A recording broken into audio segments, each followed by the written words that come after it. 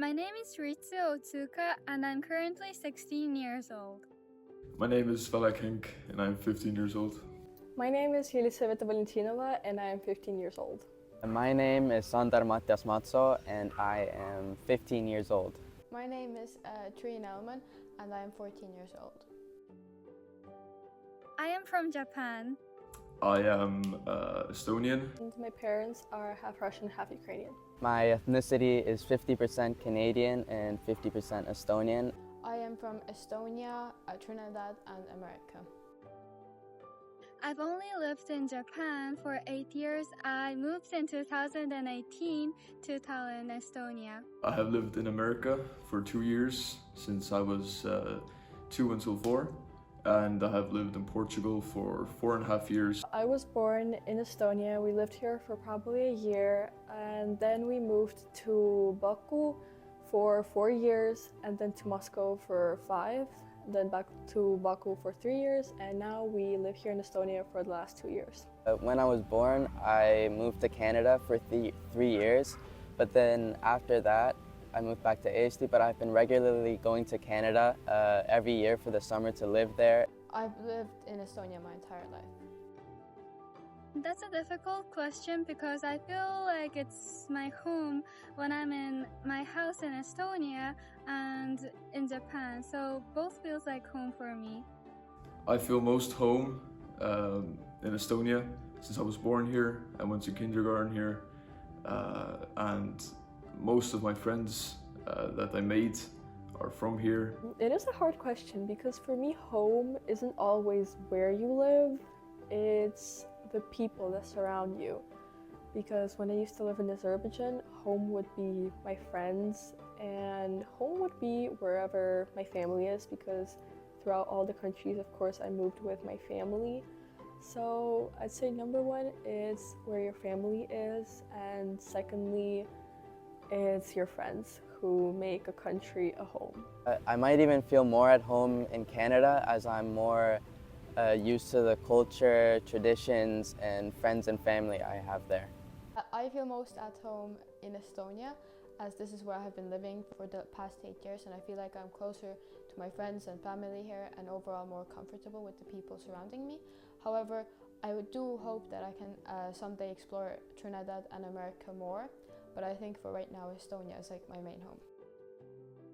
For me, it feels like something which shapes how people think or how they believe or anything what they like to do, like food or what they like to play or what they like to read or how they live their life.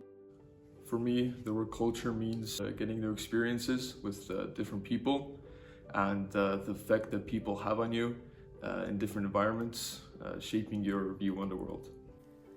For me, culture means a couple of things. Firstly, it's if you're in one country, it's what's surrounding you. So the music, the food, the people, because all the different countries have different people, different mindsets, and you can't really define culture with like one word. It's more like a big idea of what's surrounding you in a certain place or country.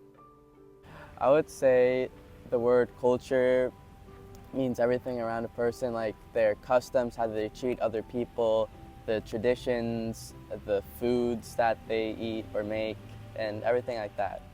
For me, the word culture means the different foods I try in different countries, the different people you meet, the different ways people talk, and the overall traditions that different countries and cultures and people have. One of the biggest culture shocks that I've experienced is about how people eat and what time they eat. For example, in Japan, we usually eat in like the same time every day, but in Estonia, people eat in many, like sometimes in random times, like a snack or at any time when they feel hungry, and they don't really always eat with their family or with everyone. I had my first culture shock in Portugal, and that mainly consisted of sport.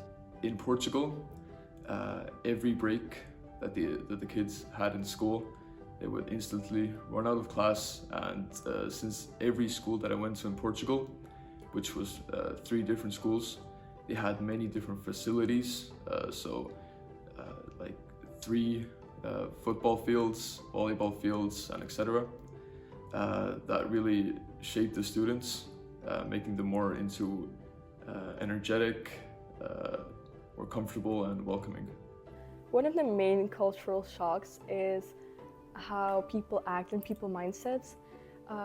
An example, in Azerbaijan, people are just really welcoming, they're really warm. And in Estonia, it was just a big culture shock that people, I'm not gonna say they're unwelcoming, but they're a little bit more distant. So if I'm in a place where nobody knows me, nobody is going to come up to me with open arms. And in Baku, everyone would start talking to you, complimenting you, and even the taxi drivers were absolutely nice people. And it's just not really the same here in Estonia. The biggest cultural shock I've experienced is definitely the difference in portion sizes in North America or in Canada and America and into Europe, as in North America they have much bigger portion sizes than in Europe or anything like that. The biggest cultural shock that I had was when I was traveling from Estonia to Tokyo, where people were not allowed to tip, and it was seen as like an insult to the servers and the restaurant workers, as in America and Estonia it's sort of like a good manners if you tip, and in America I know it's like even required to tip, and it's just like insanely rude if you don't tip. And in Tokyo as well, like if you're crossing the road, even if there's no cars, then you have to wait for the red light, as the entire, like all the people in Japan saw it as like a sort of respect thing, even if they were like rushing, and they took their time, and they have like different ways that the rules move, and everyone was following it like really strictly. In my opinion, Japan's cultural belief is very rich and diverse. In Japan, people don't follow one religion, and it's really diverse. We like to respect people with different ways of thinking, and we are really polite. I would describe my cultural background as very thorough. I adopted to new traditions when I visited or lived in other countries. For example, in the USA, Halloween is a big tradition, unlike in Estonia. And in Portugal, I celebrated El Carnaval. And I also traveled to Spain to experience it in another country. Whereas in Estonia, I used to celebrate Mardibev. I haven't had the chance to do that anymore, but I am pretty excited to try again this year. So Mardibev is an Estonian tradition linked to Halloween, where people go door to door, spreading good luck, dancing, and just having fun. I would say that my cultural background is pretty rich because it was like building through all the countries I've lived in and the people I've met. I mean, of course, we start from the language. My mother tongue is Russian, and my family has a lot of traditions that are like Russian based. And also our religion, we're Orthodox, so we also have a lot of traditions connecting to that. And of course, the different traditions, the ones that we picked in different countries. So there's some things that I'm still used to from Baku, some from Moscow. And now we have integrated some Estonian traditions, for example, jaanipäev even, or the Danson Laulu festival. It's a really big festival where a lot of my personal, like my parents' friends and family go to, and it's a place where thousands of people just get together and sing, which is magical for me, and also dance, and it's honestly really beautiful. I think my cultural background is like Canadian and Estonian, as I might have the more customs of an Estonian when like interacting with other strangers, but on the tradition side, I more follow the Canadian traditions. Well, for example, one of my favorite traditions is to do like board game nights in Canada with other family with board games that are not available in Estonia. So that is something that I really cherish about Canada, and it's really important to me. I would describe my cultural background as very diverse, but I would definitely say that I am more connected to the Estonian side, as Trinidad is a place that I visit like every 2 years. However, from the times that I visited, I have got to experience carnival, which is like a huge celebration where people come in costumes and they dance and have different performances, which I found was like a really different and really cool, like interesting way for people to like connect through dances, which I would say is like kind of the equivalent to Estonians laulupito or dansupido, which I kind of saw like similarities there. However, they're still so different. And also at Christmas time when we usually visit, then we have lots of like family get-togethers. However, in Estonia, for example, we don't have that many family get-togethers, but we still do have. But it was like a huge thing in Trinidad, which was like really different for me. I'm not sure really when I first found that difference between culture and how important cultures are, but when I started to become more friends with Estonian people, then I started to notice differences in beliefs and which are shaped by their culture. I first realized how important culture was when I moved to Portugal. People were much more welcoming, friendly, and energetic, which is mainly caused by the environment in which they grow up. Like I mentioned before, sports were a big part in these students' lives. Playing in a team so often, every day, really changed people's personalities. So that was when I really saw a cultural difference between Estonia and Portugal. I never really knew what like culture meant like growing up, but I guess it was more defined when I moved here because like my culture, it's not like from one place. It was like building from different places I've been, different people I've had interactions with, and it's just, I feel like it's still growing on me. I think I first realized how important culture is about when I turned 12 or 13, as then I started to more think about the differences between the people in Canada or in Estonia, how they act and what their traditions are. I think I've known since like I've been more aware of it since I was like 7 years old. As in our like school, we're taught about the different cultures and how they affect people, etc. And I think it just helped me like understand better. And my parents also have like I've traveled to many different countries and I've seen how different people act, and I think it really helped me like understand better. I've been studying in IB for 8 years. I've been learning the IB for 3.5 years. I have been learning the IB for the past 2 years. I've been learning in the IB since first grade or at 7 years old, and I've been in IB ever since. I have been learning in the IB program for 8 years.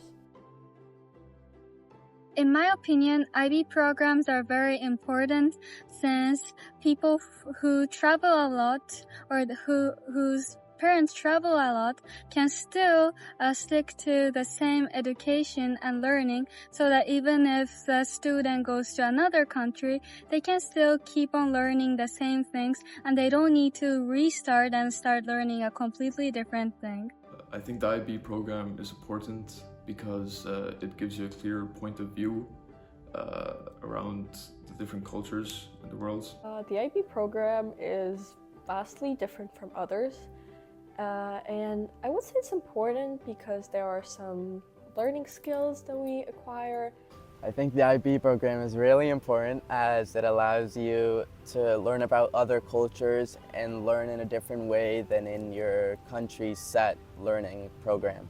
The IB program helps us learn how to communicate with different people and understand different attributes, and I think this is something that is like a huge difference and advantage compared to the other schools, as I know, like I understand people from different countries a lot easier than I would say other people.